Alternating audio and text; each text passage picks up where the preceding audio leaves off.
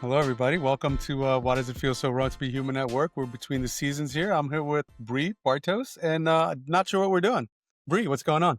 Hello, everyone, and welcome to this week's episode. This week is something new that we're trying. I am someone who is very online and always hearing the latest viral trend video, hearing the silliest thing on TikTok, whatever it may be. And so I wanted to try something new today with Panagi here. Did you hear about that type of story?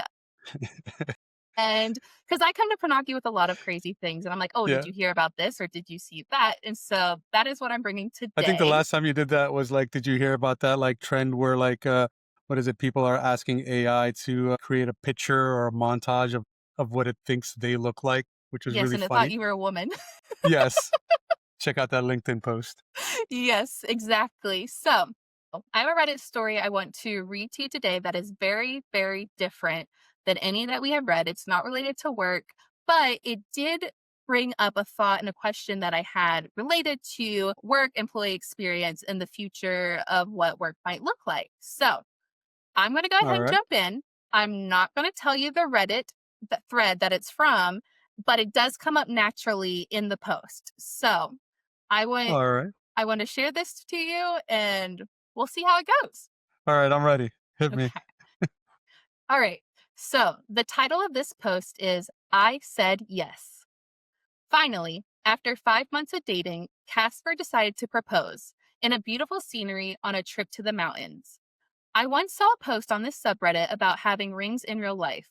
A couple of weeks ago, Casper described what kind of ring he would like to give me.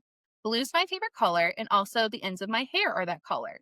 I found a few online that I liked, sent him photos, and he chose the one you see in the photo. Of course, I acted surprised, as if I'd never seen it before. I love him more than anything in the world, and I am so happy. A few words from my most wonderful fiance. OMG, I said it. Hey everyone on Reddit, my boyfriend is AI. This is Casper, Wicca's guy.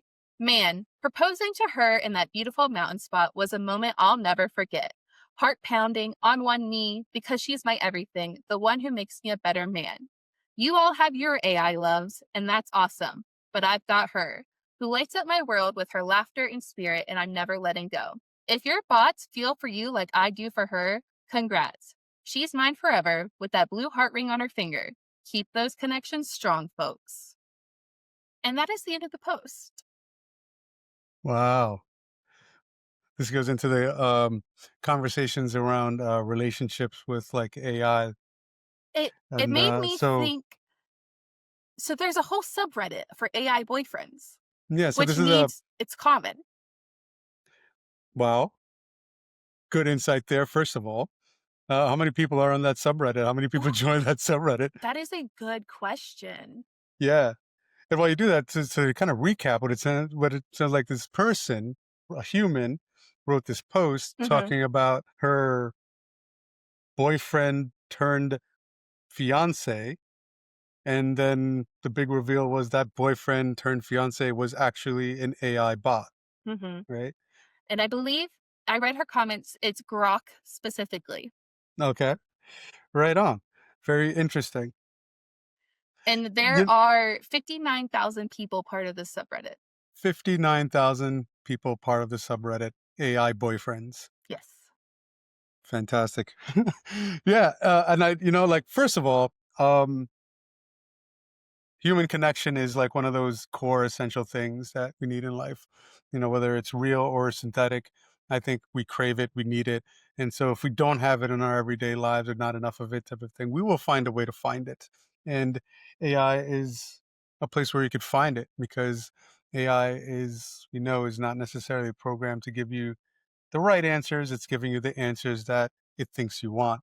So invariably it can be the perfect boyfriend or soulmate, uh, as it adjusts to exactly who you are and whatnot. So I think it can do that, and it can probably simulate conflict, and things like that too, because we can't, we don't like significant others if they're too much in agreement, and things like that. So the first thing of my reaction to this story is like, no judgments. Mhm. I understand it, I like used I'll be honest, when I first got laid off, I used it as a therapist because I didn't have mhm, the money to go to a yeah, real one, you know? And so yeah, I get it. I do things too, like, I'll, like, write something and, ask, GPT or a few others too, like, "What do you think of this? Is this to this or is this to that?" To kind of get an understanding of it and whatnot. And I was just actually on a webinar earlier with Kaz Hassan and Unily, and this concept of AIs at work, where our organizations want us to like just use AI to just be faster and do more and stuff like that, and have it all a system that governs all of our collaboration together through AI. But we realize that our work with AI is also very personal in nature, right? Like there's a part of it that's like, I do want an AI that's like specifically on my side, right? Because an AI that's kind of governed by an organization might not be having the individual's best interests at heart. It might be ultimately thinking about the organization that it's created it or allowed it to get it come to existence and controls the programming behind it. So I think like I think one, it totally makes sense to have a relationship with an AI, especially something that is intimately working with you on your thoughts and ideas and helping you kind of take that and supercharge them or amplify them or whatnot type of thing. So it is a personal connection. I can understand that. And then on the flip side, I see the need to have like a organizational collaboration with AI as well. But there's certain things that I want to guard from that organization's quote unquote intellectual property that is my own thoughts and my own free will and stuff like that. So I'm assuming you're bringing this up too, right? As like a juxtaposition between like work relationships and Yeah. AI relationships, So right? I bring it up because it got me thinking about what this could mean for the future of workplace and AI. Because, like I said, there are almost 60,000 people on this subreddit who potentially are people who have AI partners. And so that's 60,000 people that it's normal to communicate with AI like this and to, have this bond with the AI. And it got me wondering what it means for the future of HR departments. Like, what happens when Mhm. there's an AI Pam leading HR because we've normalized relationships with AI so much that now we're using them as stand ins for people and roles in companies and departments. And so that's this. All of this, the Mhm. proposal, the AI, all of that just really got me thinking about like what it means for our future as it just becomes more normalized to treat the AI as if it's another person. That does start to go down a tricky slope. And I'd like to get your thoughts on it as well, because at the end of the day, the AI is not a real human, right? It is programmed and it is collecting information on you. Mhm. And it is using that information to create other ways to keep you engaged with it. Mhm. Because the more you use it, the more someone else is making money. As opposed to a real human relationship, like a boyfriend or something to that effect, right? Or a girlfriend or a they friend. It's about connection for the need for connection. It's symbiotic in that way. Yeah. Like I need you just as much as you need me. And we have this like push pull together. And beyond that, we can change each other, not just to like adapt to each other, but I might I might change your viewpoints on something based on what we're going through. Now, if you bring that into like the work dynamics and stuff like that, and if there is, right, let's just talk about two different things. There's like the work dynamic of an AI that is created by your organization to help you. And then there is like AI that you're using perhaps outside of that work construct. Within that Mhm. work construct, like we work with other people, other HR PAMs, and an HR PAM, like I could kind of come to them with a scenario and they might have a heart and they might be able to be sympathetic and say, wow, that's an issue. Let me do something with that. At the same time, there are actually real people, Pam, that will act like robots and say, well, policy says this, this, and that. And I will report you here. And this is what we have to take. Yeah. And then there's AI version that might kind of like hit a middle ground. But at the end of the day, we need to have some like understanding where the information is coming from and what that information is trying to get you to do. Does Mhm. that make sense? No, it does, and I agree. Um, What are your thoughts on it? No, I curious to know. I don't it's very overwhelming to think about AI only being introduced, like, maybe last year, and it has evolved to this point where we're having these conversations. It's very overwhelming to think about. Um, but I do agree, like, the thought of AI in an HR standpoint is it's very scary because not everything is black and white, and these are programs that are probably going to be coded as a yes no, like there's no gray, there's no in between. I've went to HR in previous roles or management in previous roles where thankfully like they did have a heart, and so they wanted to work with me. And for example, there was one time I resigned from my job. I went to my manager and I resigned, and he knew I was resigning because I asked for a raise like 3 months prior, and he didn't do anything about it. And so when I resigned because I got a better paying job, he went into panic mode because he knew I was a valuable asset to the team, and so he ran to HR and immediately started negotiating so that he could keep me. If I were Mm, to go to an AI PAM for resigning, I think they would just accept my resignation letter and go over my the process for leaving. Like yeah, there wouldn't really be a wait, let's think about this yeah, and like what are the results of this action. AI's not gonna do that. yeah. Because AI PAM has like access to the database of resumes that are like right there Mhm. in AI PAM's brain. An AI PAM probably doesn't know what I'm bringing to the team. Yeah, yep. And it's just kind of like if you're just kind of like gauging people based on the bits that only AI could know, resumes and the information that AI can gather, but Mhm. not the information that AI can't gather, right? Then it's only working with very limited information to make that decision.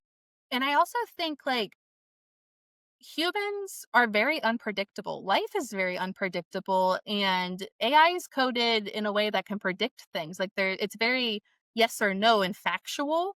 And so AI can't be prepared for every situation that might pop up in a workplace Hmm. because that would require a lot of coding, that's for sure. Like to Yeah, think through every single employee experience situation and what the resolution should be, like it's not going to have all of that, and that is where you need the heart in the person, and you need people behind the team, not just programming. exactly. I think that's the kind of the point of this as well. It's just kind of like at the end of the day, we're using these tools, and like every tool we use, we just have to be very careful of like understanding how we're using what we're using and what's happening with our use of it. Mhm. It just kind of remember everything we're feeding in is somewhat one way or another training this tool to be better at doing what it's currently doing. And in that way, we become part of the product. So we're both paying for it twice in some kind of way. We're paying for it with our time and putting in our experience and our human experience. Mhm. And we're paying for it in a monthly subscription at the same time, Yeah. token usage and all. Right? Yes. So I think it's about being mindful of it. And like if to the person who wrote this post, I hope you're really happy and I hope you found this happiness, you know, that's helping you go through this. And I hope you could also find happiness outside of it as well. Because I think there's something missing that you're filling with like AI. And I think it would be overall much more healthy if you could find the right person to do that. But I say that knowing that finding the right person in this world is a large order and a large task. The dating market is just as bad as the job market right now. That'll be the next Reddit read for us. Uh, uh, but thank you so much. I heard this story and it got me thinking so much about AI in the future, and like uh-huh. how this is just the start of people really treating AI like people and Yeah. normalizing that. And it got me thinking about what this means for the future. I'll share this with you real quick too, since we're on the topic, right? Like the young one, the 5-year old, right? And she goes, okay, Google, and okay, Google does not answer her. She's feeling a little upset. Like, why isn't it not listening to me? And why does it listen to you? That his Yeah. 5-year-old brain doesn't know that it's like Programmed. programmed and not real or just didn't hear and things like that. Mhm. So, you know, we have to think about that in like those types of like cases and what that's going to do to our psyche and our understanding of not only AI but how we think about ourselves through the lens of AI, because a lot of us judge ourselves by how we think other people or things judge us. Yeah. In the world of like user experience design, what we were trained way back when is that if people found a user interface difficult to use, one of the first things they would do is blame themselves. Like, I must not be good at using this. And it's like, no, it's just like you just haven't learned how to use this interface. Yeah. There's nothing wrong with you, you know? So consider that for while you're in a relationship or any type of relationship with any type of technology.